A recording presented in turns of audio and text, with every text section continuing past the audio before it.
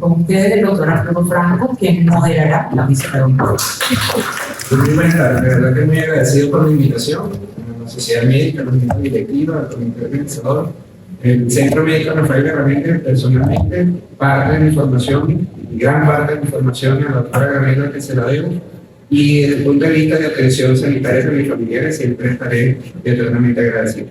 Entonces, con esta invitación yo quiero que cerremos este ciclo que comenzamos con la charla de la doctora Laura, pero los trastornos conductuales, cuando nosotros nos vemos desde el punto de vista externo, cuando nos llega la consulta, la sintomatología es muy similar, a pesar de que hablamos de un espectro donde puede variar de un paciente a otro, ciertamente las manifestaciones conductuales, las conductas en exceso, son muy similares.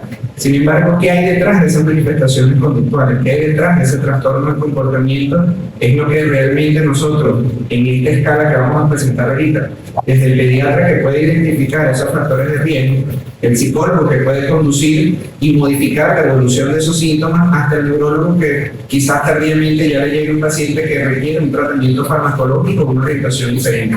Entonces, el sentido que tiene esta mesa es que nosotros podamos hablar tranquilamente. ¿Qué tenemos nosotros diariamente? ¿Qué vemos nosotros? ¿Es realmente un trastorno de base como el que nace un paciente o es que hay abordajes distintos que tienen nosotros, lo que estamos viendo nosotros ahorita como padres, por nuestra rutina, por nuestra dinámica, por nuestro tipo de trabajo? Porque ciertamente si hay algo que es perfecto son las matemáticas, las estadísticas. Y ahorita hay un cambio por completo a lo que nosotros habíamos visto hace 10 o 15 años. En mi caso, lo que yo pude haber leído o estudiado hace 15 años, que es la experiencia real de la doctora Garramenda. Hay una epidemia de autismo, ¿no? Hay una epidemia de TDAH, ¿no? Es contagioso, o la epidemia se está magnificando, ¿no? Ciertamente, digo, pensar lo que ha cambiado es la forma con la cual nosotros nos dedicamos a los niños, la forma en la cual nosotros hemos podido abordar distintas alteraciones, y eso, quizás no me corresponde, yo quiero ir que nos puede comentar la doctora Isabel si realmente esto es un trastorno de base, un trastorno de origen, o usted, doctora, considera que hay algún efecto o hay alguna incidencia sobre la aparición de estos trastornos por la acción directa de los padres y todos los fenómenos ambientales alrededor de los niños. ¿Qué es lo importante? Que para nosotros los pediatras los trastornos del comportamiento van a ser alteraciones conductuales o psicológicas que forman parte de la personalidad del niño, ¿verdad? Pero que cuando ellos la manifiestan, esas situaciones, esos actos que ellos cometen, los lesionan a ellos, los golpean fuertemente a ellos, a sus padres y al entorno con los cuales interactúan, ¿verdad? Y que esto puede ir desde la agresión, violencia, ludopatía, consumo de drogas, hasta conductas antisociales, donde el niño trata de violentar las normas de convivencia establecidas o agrede los derechos de las otras personas. ¿Qué ha cambiado? Eso es lo que yo quisiera saber. ¿Qué ha cambiado? ¿Qué ha visto usted? Porque La epigenética. ahorita tiene que Ha haber cambiado. algo. Yo te Sabemos que la mayoría de estos trastornos tienen una base genética, pero también está muy claro ahora que tú no puedes cambiar un gen. El gen está allí y para toda la vida del individuo. Pero según las sustancias químicas que tú adhieras a ese gen, ellos pueden expresarse completamente o puedes inhibir su expresión. Licenciada, su estadística, cantidad de pacientes, o lo que normalmente ve en consulta, ¿es similar a lo que está viendo ahorita, a lo que veía pre-pandemia? ¿Ha habido alguna modificación? Bueno, ¿Usted considera que estos factores ambientales han modificado la expresión de alteraciones conductuales? Sí, hemos visto un aumento significativo en los trastornos de conducta, no solo en los trastornos de conducta, sino también en los trastornos ansiosos. ¿Por qué pasa esto o qué es lo que he visto yo en consulta? Obviamente el niño necesita estructuras, necesita límites, necesita rutinas, y eso se quita cuando principalmente estamos encerrados en casa. Se nos quita la escuela es la principal, nuestro primer paso para la socialización, es donde aprendemos a compartir, tenemos tiempo, espera. Cada actividad tiene un tiempo determinado, entonces debo esperar, debo seguir normas y rutinas. Entonces es cuando aquí me doy cuenta de que hay una falta. Yo soy como que un poquito abogado del diablo, porque a veces trabajando 22 años a nivel educativo, yo sí me doy cuenta lo que le llega a la maestra, y a veces siempre la escuela es la que remite, ¿Por qué? Porque si el niño pasa 6 horas en la escuela, es donde nos damos cuenta que ese niño no logra sentarse, no logra socializar, es impulsivo, y no es porque quiere, es que realmente le cuesta autorregularse. Entonces, bueno, si estoy corriendo me llevo por delante los amiguitos. Quiero comer algo que no me trajeron ni la comida, y entonces se lo arranco al otro niño. Entonces, bueno, eso es lo que nosotros observamos de primero, esa conducta. Por eso hablamos de trastornos conductuales. Eso es lo observado. El niño hace pataletas, rabietas, no respeta límites, no presta atención, parece que está solito, que no escucha. Entonces, por eso siempre llega a la consulta. Por eso trastornos conductuales. Y sí, la pandemia nos afectó muchísimo porque no tenemos en casa la misma estructura que se da en la escuela. La licenciada comenta que estadísticamente sí se han modificado. Yo considero, y porque lo hemos conversado muchísimo con la doctora Laura, la consulta de nosotros cambió muchísimo. Yo siempre cierro estadísticas cuando termine el año, y el año pasado, en el 2020, el 2019, los trastornos conductuales eran alrededor del 25 o 30% de lo que es consulta. 2020, 2021, y año adelante, sobre todo lo que va este año, trastornos del aprendizaje, dificultades del aprendizaje y retrasos del lenguaje se han incrementado en un número significativo. Y como le digo, clínicamente no hay una explicación más allá de lo que son los fenómenos externos al cuidado y a lo que son las estructuras. Porque la parte de es importantísima. Ya el neurólogo llega con la referencia, llega con el síntoma, llega el paciente que sabemos que tiene trastorno conductual. Difícil es cuando yo paso una consulta pediátrica que me va a ver 10 o 12 niños por día, y de esos 10 vendrán por otitis, vendrán por problemas respiratorios, simplemente por un control de niños sanos. ¿Hay algún tipo de evaluación, hay algún tipo de escala, hay algún tipo de apreciación clínica que apliquen para detectar o ver o qué hacen esa consulta para saber quién es candidato? ¿Hay una evaluación más acentuada? Me gustaría primero hablar de cuáles son esos factores intrauterinos que tienen que diagnosticar el obstetra para evitar que esos genes se manifiesten en las psicopatologías.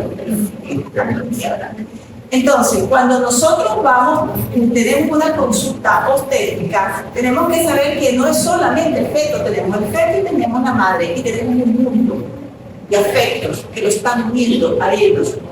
Y que si sabemos, ¿verdad?, por epigenética, que si se unen sustancias químicas, ciertos genes, ellos se expresan más positivo. Entonces, el mundo interno de la madre es importantísimo. La cantidad de oxitocina o la cantidad de cortisol que está liberando esa madre durante ese embarazo es importantísimo para el neurodesarrollo del niño, porque ya sabemos que el cortisol definitivamente lesiona el neurodesarrollo del niño. ¿Y cuáles son estas características? Mira, la madre, está definido que la madre cuando sale embarazada, así como le está preparando el cuartico con la cuna, con la cobijita, con todo hermoso, ella tiene que prepararle un espacio interior a ese niño, donde ese niño se sienta querido, respetado, tomado en cuenta. Entonces, esa madre tiene que prepararse por completo para ese embarazo, ¿verdad? Y cuando nosotros vamos a buscar los antecedentes, si yo quiero que esa mujer se prepare bien, esa madre como fue los antecedentes de ella embarazada. Su mamá la aceptó cuando supo que ella estaba embarazada. Cuando estaba embarazada de ella hizo un buen apego con su mamá. La disciplina que le dieron en su hogar fue una disciplina muy exigente, o fue muy permisiva, o fue una disciplina firme con responsabilidad. Esa niña fue violada en su infancia o posteriormente. Esa paciente que está allí tuvo algún aborto o alguna muerte importante en la familia en esos momentos. Después, actualmente tiene el embarazo. Ella aceptó su embarazo. ¿Qué factores estresantes tiene ella? Porque se sabe que todo lo que libere cortisol pues no está afectando a ese niño. Las mudanzas. Porque cuando tú te mudas, no solo cambiaste de casa, no, tú cambiaste todo lo que es tu vida social, todo, y los afectos, dejas tus padres, todo lo que te apoyaban, los abandonaste. Entran en terror ellas, se descompensan también, ¿verdad? Aparte de eso, o sea, ¿cuál es la relación ahorita con su pareja? ¿Es una relación gratificante o no es una relación gratificante? ¿Qué relación tiene ella también con sus familiares? Y aparte de todo lo que es la parte afectiva que ella está liberando, esta cantidad de neurotransmisores, entonces tenemos también lo que influyen las intoxicaciones por plomo, el benzol creo que ahora también, pero hay una cantidad de sustancias químicas que estamos utilizando en el hogar y que estamos utilizando nosotros como cremas corporales y todo, que tienen sustancias tóxicas para el neurodesarrollo del niño. Ahora, ¿quién es el que puede prepararse para diagnosticar todo eso en ese momento preciso? El obstetra y las enfermeras. Las enfermeras, porque si una enfermera atiende una madre embarazada que tuvo una amenaza de aborto y que está hospitalizada y eso, y la ve tensa, la ve ansiosa, la ve deprimida, ella es una de las que tiene que hablar con la paciente o con el médico y decirle, esta paciente está así, necesitamos el apoyo de un psicoterapista y muchas veces de un psiquiatra.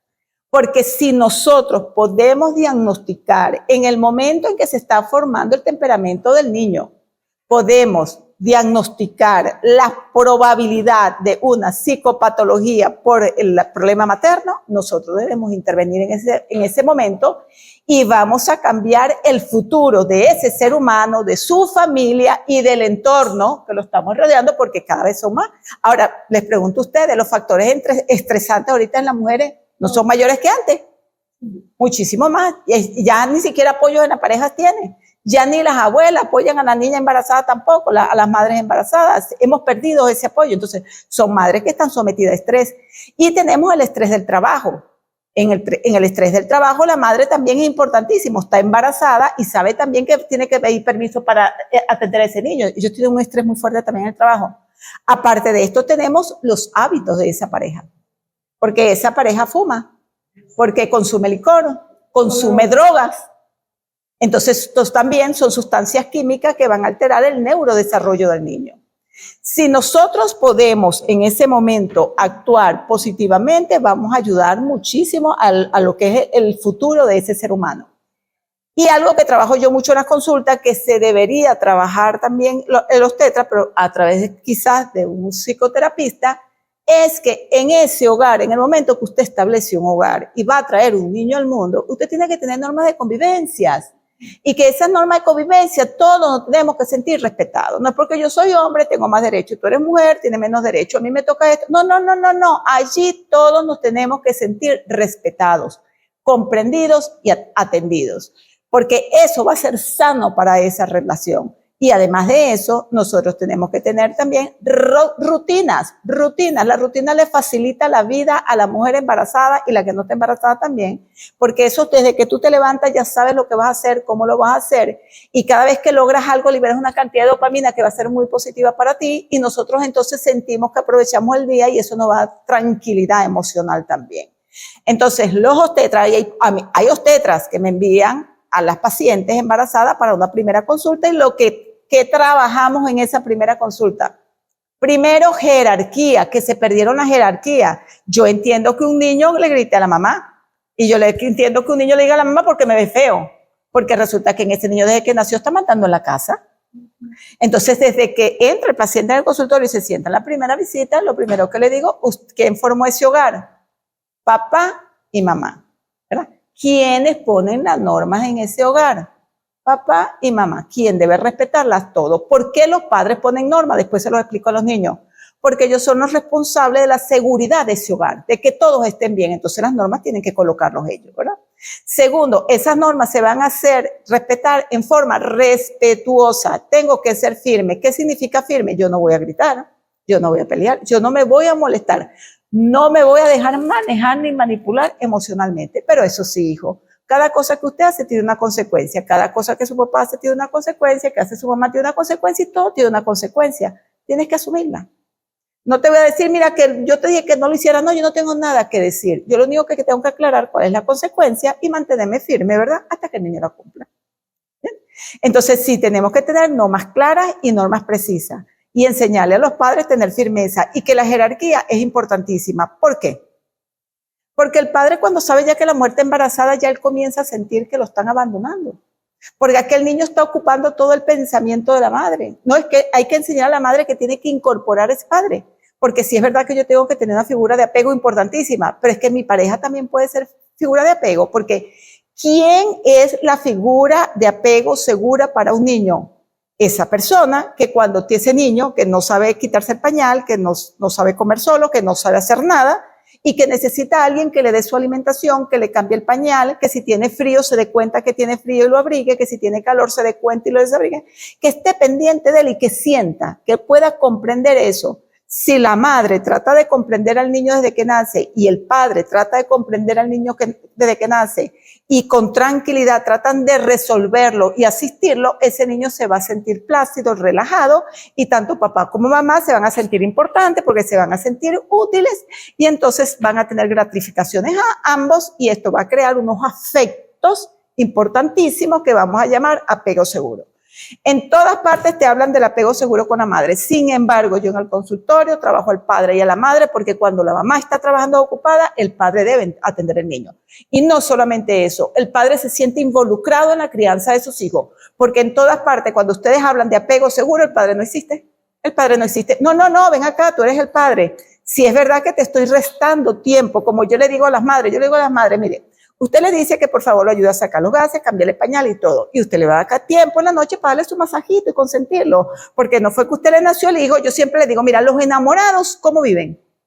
Viéndose a los ojos. En eso está todo el día. Se casan, nace el niño. ¿A dónde dirige la madre la mirada? Al niño. Ya el marido no existe. Y eso es dañinísimo. Hay que tener jerarquía en la casa. El padre es el padre. Hay que amarlo, hay que respetarlo y hay que integrarlo. Y el niño es responsabilidad de los dos. Y con papá y con mamá tenemos que crear apego seguro. Es más, voy más allá todavía. Si tengo una madre que se deprime cuando no trabaja, yo no le puedo pedir a esa madre que deje de trabajar después de 6 meses, cuando el niño tenga 6 meses. Y a los 6 meses el niño está desarrollando el apego seguro. Entonces yo le explico a las madres y a los padres cuando económicamente pueden, si usted se va a deprimir en la casa, desde ahora, ya, desde este momento, en los primeros 3 meses de vida, usted tiene que escoger una persona ideal que sirva también como un apego seguro para ese niño. Que si usted tiene que salir a trabajar, ese niño se sienta seguro con esa persona. Porque lo que sí tenemos que desarrollar nosotros en esos primeros meses, que va desde los 3 meses, porque antes de los 3 meses ellos no reconocen con quién va a ser el apego. Eso de que el olor de la madre, ellos no reconocen. Quien los atienda bien. Es más, se lo voy a explicar de esta manera. Llegan al consultorio, entran al consultorio y vienen en los brazos de la abuela. ¿Y por qué? Doctor, es que usted lo tiene que ver conmigo. Yo cargo a ese niño y parece que tengo unos brazos, pero con alfileres. Llora. ¿Qué te quiere decir? Que es una madre ansiosa, que es una madre angustiada, que con esa madre el niño no va a poder hacer ningún apego y que lo está haciendo con la abuela. Esa abuela puede ser la otra figura que va a estar presente, ¿verdad? Mientras preparamos a la mamá psicológicamente, porque indiscutiblemente que esa madre tiene que ir a psicoterapia para que la enseñen a hacer un buen apego, porque eso no es culpa de ella, sino que no está preparada para hacerlo y hay que prepararla para hacerlo. Yo creo que viene nuestra psicóloga. Sí, señor. Yo sola no me... Así. Entonces... digamos, ideal, perfecto, exacto. Embarazo, donde uno puede tener reservas de folato previo a la función de ese nuevo miembro, ese feto, que se va a desarrollar y que va a tener una utilización completa. Pero nuestra realidad es que ese universo perfecto no existe.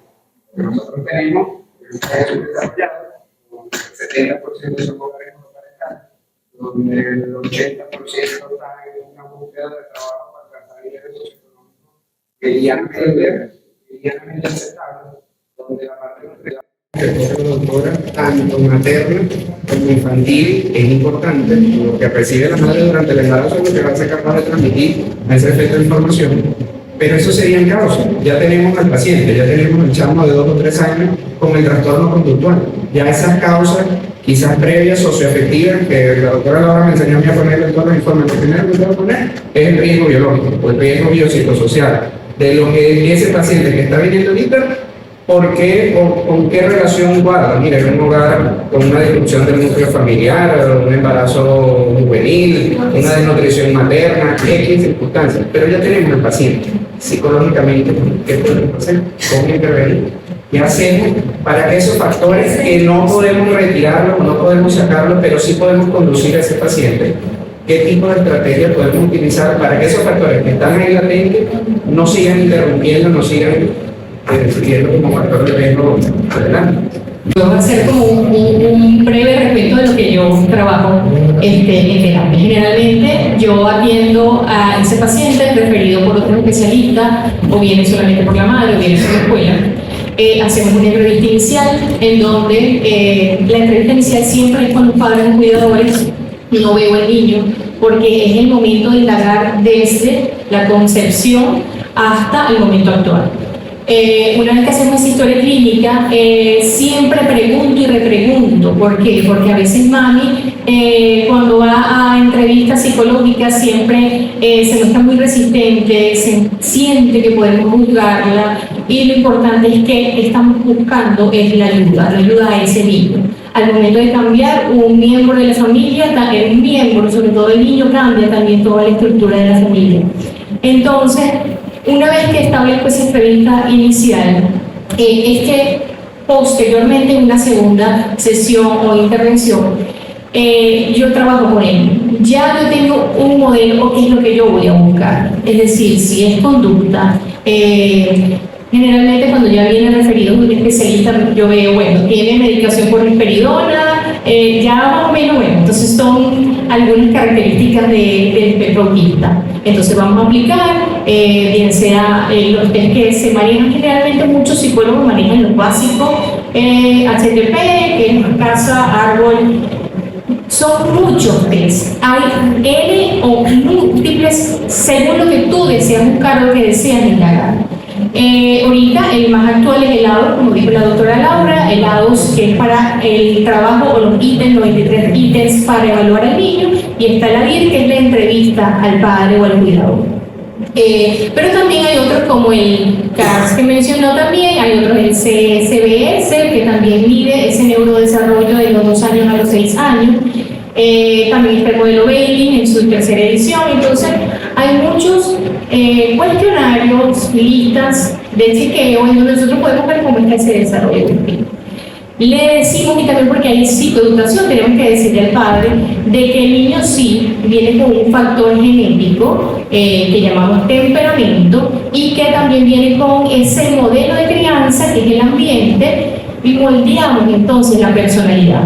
Entonces tenemos ese factor genético que afecta al niño, pero entonces ¿cómo nosotros podemos moldear ese factor genético? ¿Cómo podemos ayudarlo? Después de esa evaluación con el niño es que nosotros damos una aproximación al tratamiento. Generalmente en edades tempranas, si no damos en mi caso, no doy un diagnóstico específico porque generalmente es muy moldeable en el tiempo. Si nosotros vemos que el niño tiene una falla de socialización porque no hay fijación de mirada, entonces empezamos a trabajar en eso. Y resulta que al mes, 2 meses, 3 meses, ya el niño tiene fijación de mirada, entonces hay una mejor socialización. Entonces ya ese ítem que me decía que podía ser del espectro autista ya no está. O por el contrario, tenemos 2 meses, 3 meses trabajando en este objetivo específico y resulta que bueno, todavía no lo logramos. Entonces a veces pulimos o nos certifica el diagnóstico, como a veces vamos viendo otras cosas a lo largo de la evaluación. Por eso a veces la evaluación psicológica no puede ser en un día o 2 días, a veces en los informes salen detalladas las conductas. Y bueno, también el tratamiento y las orientaciones, tanto en casa como en la escuela. En mi caso también oriento en la escuela porque la maestra no sabe cómo trabajar con el niño.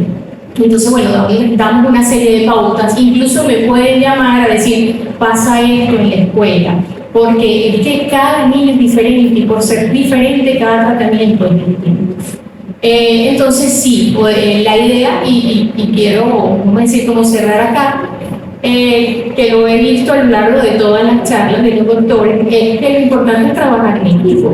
Es trabajar no solo el psicólogo, sino que a veces necesitamos la ayuda de terapia ocupacional, a veces en terapia de lenguaje, a veces son todos como equipos trabajando, a veces sí el niño necesita medicación, porque ¿cómo hacemos que el niño aprenda?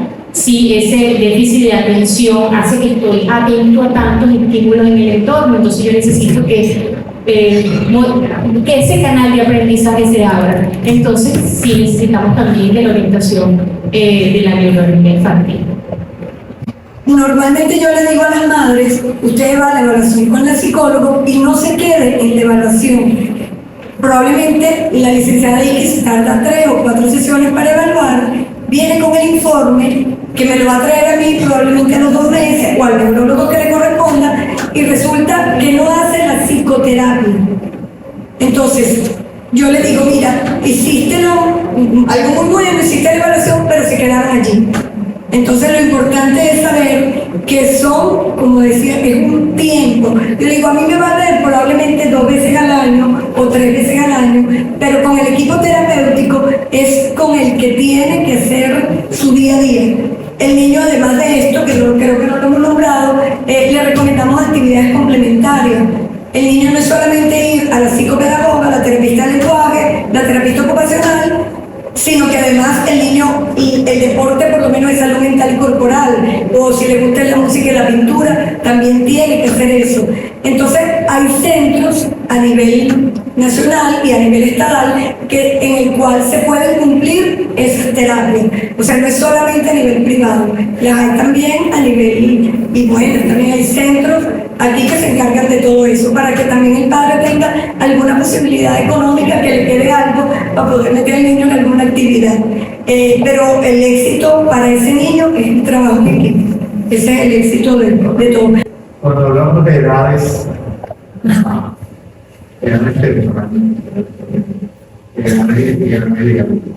edades tempranas es, por lo menos en el caso del pediatra, eso, la consulta debería ser puericultura y pediatría, para empezar, porque ahora el niño va cuando el padre lo lleva cuando está enfermo con la madre. Resulta que mes a mes el pediatra es el que está en capacidad de evaluar el desarrollo del niño. El lenguaje desde el día 1, cuando va a mi consulta y tiene un mes que lo manda al neonatólogo o el pediatra, entonces uno ve cómo es el agú. Y yo le he hecho broma, si dice agú, saco 20, porque uno se pone, pero hay que ponerse. El ponerse, verle la cara, que vea el rostro y todo. Entonces, si el pediatra hace una consulta el primer año de vida mensual, ahí es donde él se va a ir dando cuenta que el desarrollo psicomotor no va acorde a la edad. Pero para eso, tienen que en la universidad enseñarles puericultura y pediatría, que se está perdiendo ahorita. Entonces, ¿cuál es la edad? Mientras más temprano mejor. Si usted tiene un paciente que a los 9 meses no hace silabeo, ese es el momento. 9 meses son banderas rojas, la única lámina que decía ahí, signo de alarma. A los 9 meses tiene que haber silabeo. El niño hace trompetillas, eso es lenguaje. El niño agarra la cucharilla, el niño agarra el cepillo, eso es lenguaje corporal, pero no importa que no hable, pero tiene lenguaje. Pero si el niño va a la consulta y tiene 9 meses y usted tiene el poco juguetico allí y el niño no juega y el niño está en el coche y el niño aletea, esa es la edad, 9 meses. Anteriormente, yo me acuerdo que en los congresos de neurología teníamos 3 años, el niño de 3 años era que podíamos decir que eran del espectro, ¿no? O sea, no del espectro, el niño autista. Ahorita hay niños chiquiticos que están en el coche y ya el niño ve la tablet, el celular y todo, y usted ve que el niño no entiende nada, todos esos colores, todo ese estímulo, y empieza a hacer esa estereotipia o esa autoestimulación que lleva a ser ya un trastorno conductual. A los 18 meses tiene que unir 2. A los 24 meses frase corta. Eso con respecto al lenguaje. Y con respecto al juego, el juego simbólico. El niño desde que está gateando y desde que se sienta, juega el kikiriki con la mamá, con la sabanita. No sé si estoy hablando algo que... ¡Titri! ¿Dónde está? Yo le digo a los papás, el niño de 14 meses, y juega de escondite porque ya camina. Ajá, ya tiene que caminar, de 12 meses, 13, 14, hasta los 15 meses. Pero tiene que jugar de escondite. Ese niño tiene que ver una pelota, muchas veces dicen gol de cualquier manera, pero lo dicen. O si no juega, ojo con ese, son signos o banderas rojas. Ya el que llega a los 3 años, ¿por qué no habla? Porque a veces vienen a los 3 años. Es que el pediatra me dijo, no esto, no otros. Es que espere, porque vamos a esperar que tenga 4 o 5 para mandarlo al terapista, ¿no? Es tarde. El niño, hay etapas evolutivas del neurodesarrollo que el pediatra debe conocer. Es el pediatra el que lo debe conocer. Pero la situación económica de Venezuela, ¿quiénes van a la consulta? Los que estamos enfermos. Pero ya un enfermo, pero tú debes graduar. Es la responsabilidad del médico. Un niñito que a los 3 meses, o sea, el niño a los 3 meses debe sonreír. Debe A sobrevivir. los 6 meses debe abrazar. Claro, A los 9 meses debe imitar. claro. Al año debe decir visílabo. Ya, mamá, papá, te, ya. Niñito, que a los 6 meses no te sonríe, que a los 9 meses no te abraza, Claro, que al año no imita. claro, claro. El recién nacido hace seguimiento visual en una dirección, pero yo me pongo hasta que sigue bultos. Pero también modifica la expresión, el sonido.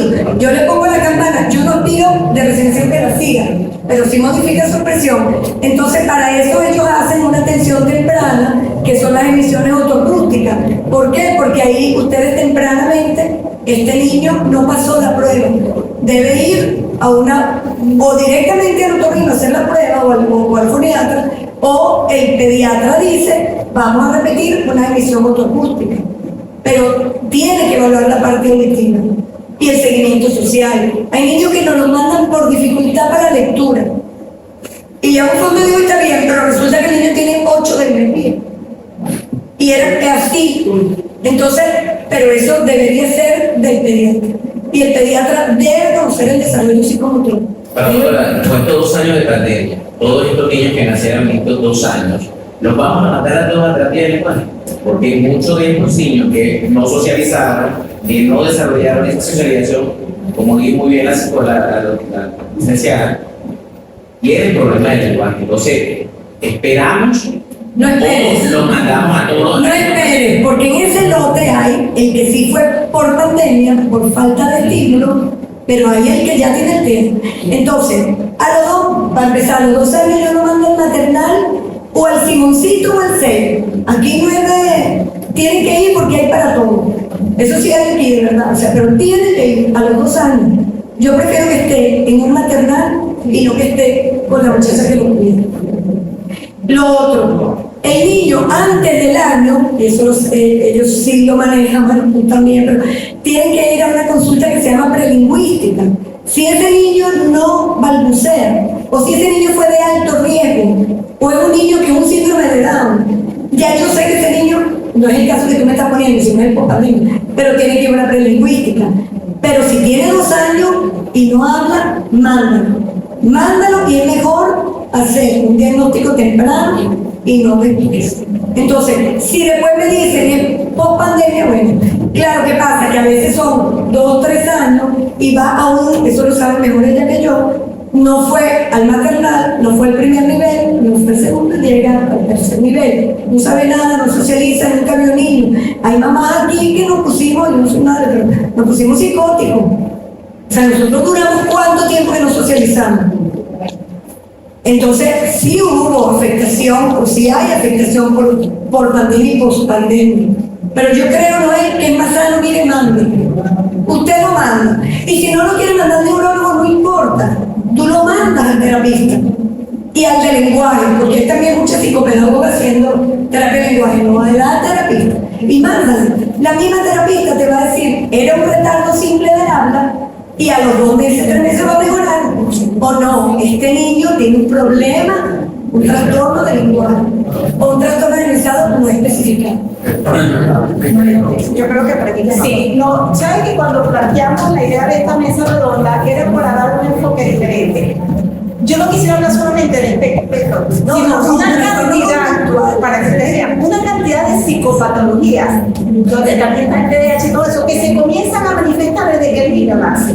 Entonces, cuando vemos allí las primeras, si se entran por psiquiatría, porque por pediatría no van a ubicar nada, pero si ustedes entran en las páginas de psiquiatría y ven a los psiquiatras, resulta que muchas síntomas que manejamos como normales en el consultorio no son nada normales, porque esas manifestaciones comienzan desde que el niño nace, y ellos dicen allí, mira, los niños que tienen trastorno del sueño eso ya puede estar manifestando una psicopatología.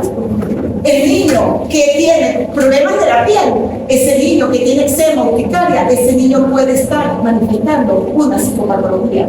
El niño que tiene alteraciones de la vía gástrica, entre ellos trastornos para la alimentación, vómito y reflujo gastroesofágico, él puede estar allí manifestando que tiene una psicopatología. Y también tenemos los trastornos motores. Hay mucha psicotonía, que lo que quiere decir es que su madre no le está dedicando tiempo, ese niño está deprimido, no tiene atención materna. Hay hipertonía porque es una madre ansiosa o porque la está sobreestimulando. Hay descargas motoras en las cuales el niño de repente se balancea y esa es ya te está indicando que ese niño puede tener. Esas son rítmicas. Y las que no son rítmicas, tenemos entonces los niños que se frotan, que la llaman exploratorio. Se frotan los ojos, se frotan el cuerpo. Tenemos los niños que hacen autoagresión y se golpean. Tenemos los niños que se autoestimulan. Y todo eso forma parte de psicopatologías que se están aquí y que la estamos viendo todo el día. Bueno, tenemos la unidad de sollozo, que lo manejamos todo.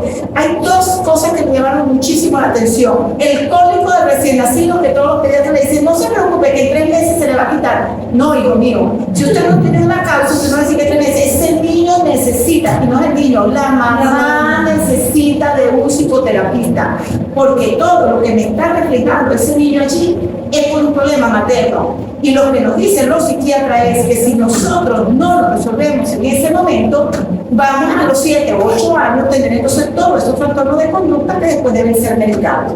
¿Cuándo nosotros podemos evitarlo? Entonces, sí es importantísimo, y la idea de esta mesa redonda, cuando la doctora me planteó, me plantea, nos falta el consultorio, que ella quería oír otra versión, que le enfocáramos las cosas de otra manera, porque se viene manejando toda la temática igual siempre, pero sin soluciones. Entonces yo digo, bueno, doctora, yo le voy a plantear lo que hacemos aquí, lo que tengo 30 años trabajando.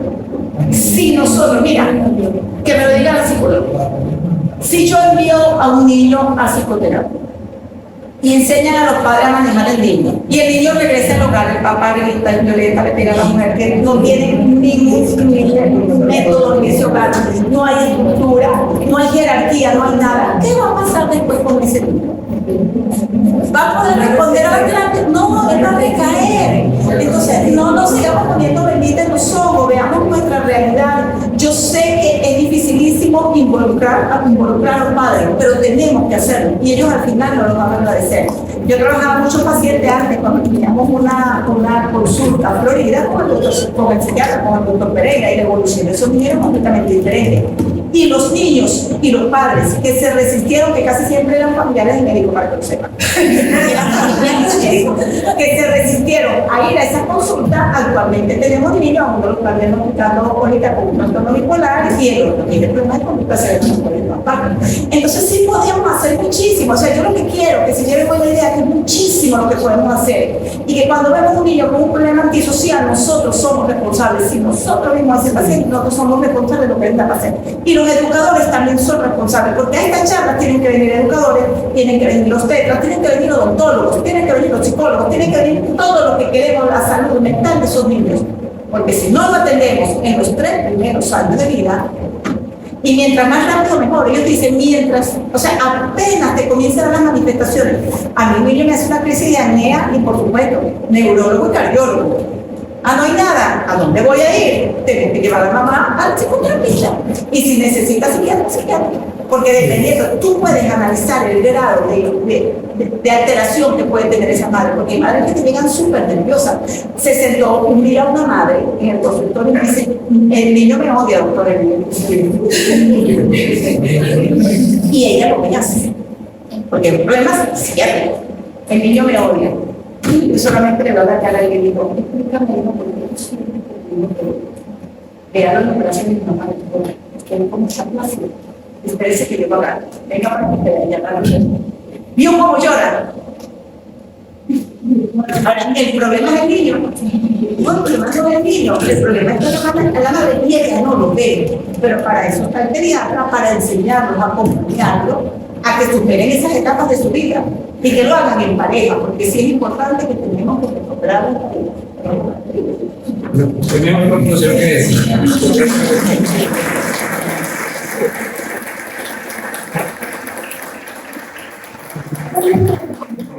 estoy bien satisfecho. El trabajo de equipo multidisciplinario tiene que ser el éxito de la carrera. Gracias.